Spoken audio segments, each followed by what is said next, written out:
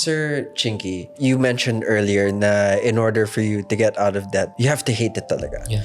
Pero sabihin natin na ayoko na talaga ng debt. I hate it with all my being. Anong unang hakbang para makaalis sa debt? The first thing that you need to do is yun nga, in paying off your debt, it's not in the amount. It's in your willingness to pay.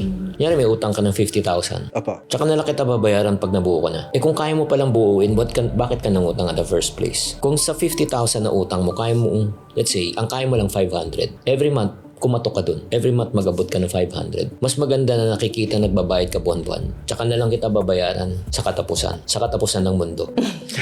That's number 1. Number 2 is you use the bawas dagdag method. Bawasan natin ang unnecessary gastos. Yes, po. Hindi conscious ang karamihan eh. The problem is not the income eh. The problem is hindi conscious eh. I'm not saying you cut everything, kahit cut into half, whether we like it or not.